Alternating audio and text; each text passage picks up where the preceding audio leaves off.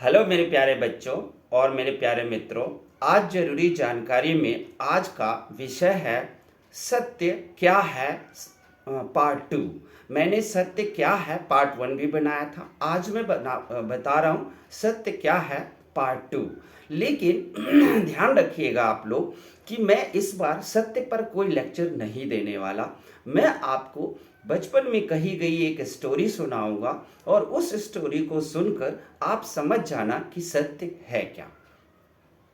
तो कहानी कुछ इस प्रकार है कि एक शहर था। उस शहर में एक सेठ रहता था। सेठ धनी था, खुश था, सब कुछ उसके पास था। प्रसिद्धि भी था, धर्म भी था, यश भी था, कीर्ति था, सब कुछ था। और वो हमेशा भगवान विष्णु का भजन करता, भगवान विष्णु की पूजा करता और विश्वास भगवान विष्णु में रखता था। एक दिन क्षीर सागर बैकुंठ में बैठे हुए विष्णु भगवान और लक्ष्मी जी थी।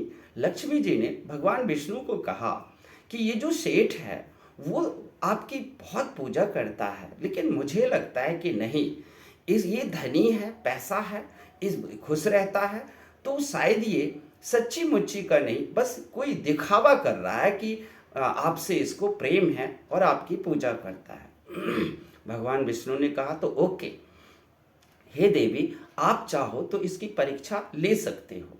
सेठ जो था वो उस वक्त सो रहा था और भगवान विष्णु ने लक्ष्मी जी को कहा कि इसके सपने में ही जाकर के आप ले सकते हो इसकी परीक्षा। निजी जिंदगी में तो ये मुझे लगता है पास हो जाएगा, शायद सपने में ये फेल हो जाए, तो आप इसकी परीक्षा ले लो। देवी लक्ष्मी अपना रूप बदल लिया और फिर इनके सपने में आ गई।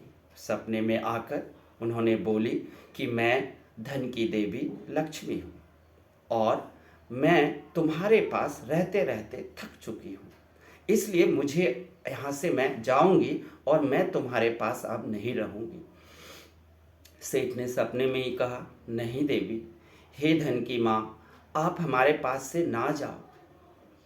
लक्ष्मी जी ने कहा, नहीं, मैं थक चुकी हूँ तुम्हारे पास रहते रहते, मुझे दूसरों को भी धनी बनाना है, वहाँ भी जाना है। तो सेठ ने कहा, ओके, मेरा तो मन नहीं है कि आप जाओ, लेकिन अगर आप जाना ही चाहते हो तो जाने वाले को कौन रोक सकता है, इसलिए आप जा सकते हो।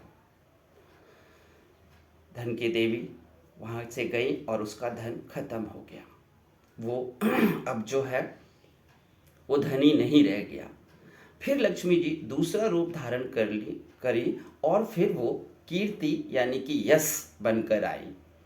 उन्होंने कहा, मैं यश हूँ, मैं प्रसिद्धि कीर्ति हूँ, तुम्हारे जीवन में बहुत तुम्हें प्रसिद्धि है, लोग तुम्हारी प्रशंसा करते हैं, यश है, कीर्ति है, लेकिन मैं अब तुम्हारे पास नहीं रहूँगी क्योंकि तेरे पास धन ही नहीं है, तो प्रसिद्धि और कीर्ति किस काम का। जो धनी व्यक्ति होता है वो धन दान करता है तो कीर्ति और यश रहता है, वरना वो चला जाता है। क्योंकि जब तुम दान करोगे ही नहीं तो कौन तुम्हें प्रशंसा करेगा। उन्होंने कहा, नहीं, आप मत जाओ। सेठ ने कहा, मेरी प्रसिद्धि बची रहे, मैं चाहता हूँ। देवी लक्ष्मी जो रूप बदली हुई थी, उन्होंने कहा, नहीं, मुझे अब यहाँ पर नहीं रुकना, मैं तो जाऊँगी ही जाऊँगी। उसने कहा, सेठ ने कहा कि ठीक है, जाने वाले को तो कोई नहीं रोक सकता, अगर आप जाना ही चाहती हो तो चले जाओ। तो इसकी यश कीर्ति और प्रसिद्धि जो थी वो भी चली गई। अब देवी लक्ष्मी ने देखा ये फिर भी ठीक है, इसे किसी तरह का प्रॉब्लम नहीं है। अब वो आई धर्म बनकर लक्ष्मी जी और सेठ को बोला कि देखो सेठ, मैं हूँ धर्म और तुम्हारे पास न प्रसिद्धि है, न कीर्ति है, न धन है, तो मैं धर्म यहाँ रहकर क्या करूँगी। क्योंकि धर्म का तो मतलब ही होता है कि सबसे पहले आप दूसरों के लिए पेट का भोजन का इंतजाम करो। धर्म वो है ही नहीं जिसमें कि किसी का पेट ही ना भर सको और तुम्हारे पास अब कुछ नहीं है, इसीलिए मैं धर्म हूँ, मैं भी तुम्हें छोड़कर जा रही हूँ। उन्होंने कहा, देखो, धर्म तो मत जाओ, क्योंकि धर्म ही नहीं रहेगा तो मैं क्या लेकर जीऊँगा। लेकिन अगर आप जाना ही चाहते हो तो जाने वाले को कौन रोकता है, आप जा सकते हो। धर्म भी चला गया। अब देवी लक्ष्मी ने देखा कि तीनों चीज़ जाने के बाद धर्म भी गया, यश भी गया, और इसका धर्म और यश तीनों चला गया, लेकिन फिर भी जो है ये खुशी है, इसको किसी प्रकार का प्रॉब्लम नहीं है, और भगवान विष्णु के भजन में ये लगा ही रहता है। अब की बार वो आया, फिर से आई देवी लक्ष्मी, और उन्होंने कहा देखो मैं हूँ सत्य। दोस्तों, जो मैंने आप लोगों को बोला था कि सत्य पार्ट 2 में ये नहीं बताऊंगा कि सत्य क्या है, इस पर एक कहानी बताऊंगा मैं। तो देवी लक्ष्मी ने कहा कि मैं हूँ धर्म, और मैं मैं धर्म नहीं हूँ, मैं हूँ सत्य, और तुम्हें छोड़कर मैं जा रही हूँ, क्योंकि मैं अब यहाँ नहीं रह सकती। जहाँ पर धन नहीं, जहाँ पे यश नहीं, जहाँ पे धर्म नहीं, वहाँ सत्य रहकर क्या करेगा, क्योंकि जहाँ धर्म नहीं होता, सत्य वहाँ झुटला दिया जाता है। सेठ ने कहा नहीं, आप मेरे पास से 3 चीज़ें चली गई, लेकिन मैंने कुछ नहीं कहा, जाने वालों को रोका नहीं, लेकिन मैं सत्य को नहीं जाने दूंगा।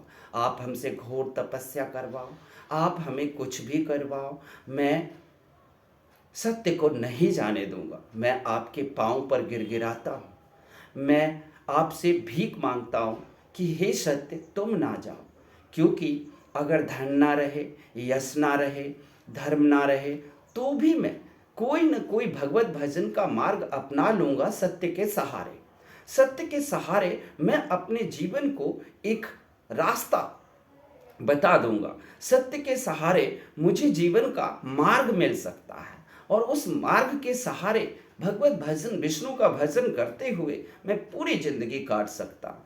लेकिन अगर सत्य ही नहीं है तो मैं जिंदगी काटूंगा कैसे, मैं जिंदगी में जीऊंगा कैसे।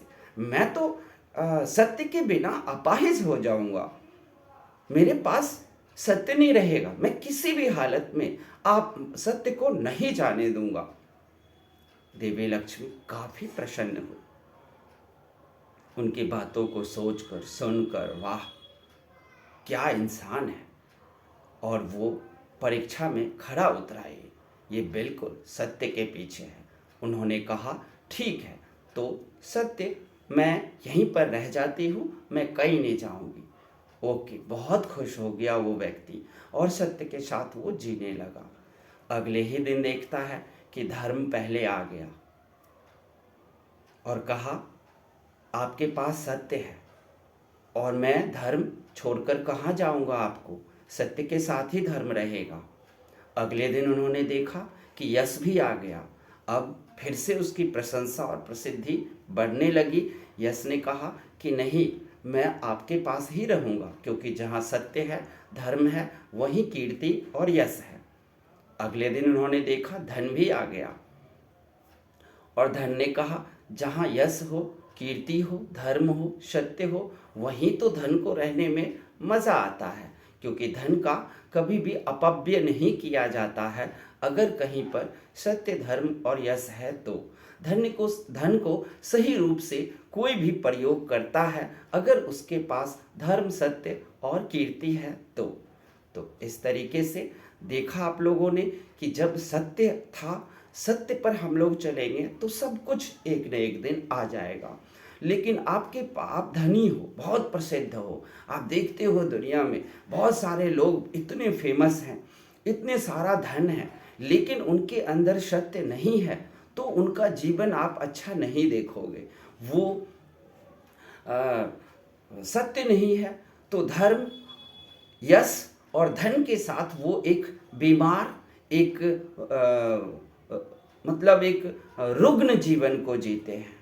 उनका लाइफ में जो है वो खुशियाँ और शांति नहीं होती, उन्हें मोक्ष नहीं मिलता, सांसारिक वस्तु भी उन्हें प्राप्त नहीं होती। अगर सांसारिक वस्तु है भी तो आप उसके अंदर खुशियाँ नहीं देखोगे। उनके 10 दुश्मन भी हो जाते हैं, उनके 10 बुराइयाँ करने वाले भी हो जाते हैं, लेकिन जिसके पास सत्य है वो कभी भी विचलित नहीं होता और अंततः इस लोक और परलोक दोनों में ही सत्य को ही अपनाया जाता है। इसीलिए अगर आपके पास सत्य है तो धन है, कीर्ति है, यश है, धर्म है, सब कुछ है। तो आप लोग क्या अपनाना चाहोगे? आप लोग बताओ, धन, कीर्ति, धर्म या फिर सत्य? क्योंकि आपने देखा कि अगर सत्य है तो तीन चीज़ें और भी आपके पास चल कर आ जाएंगे, ऐसा निश्चित रूप से होता है। तो आप लोगों को क्या चाहिए ये आप पर डिपेंड करता है। ये था सत्य पार्ट 2। सत्य क्या है, इसमें सत्य पर मैंने कोई लाइनें नहीं बोली, ना तो सत्य का डेफिनेशन दिया है, बस एक स्टोरी सुनाया है बच्चों। और इसे सुनकर आप लोग अपने जीवन को स्वर्ग बना लेना, अपने जीवन को धन्य कर लेना और आप ही लोगों को बड़े होकर मोक्ष की प्राप्ति भी हो जाएगी। थैंक यू, धन्यवाद।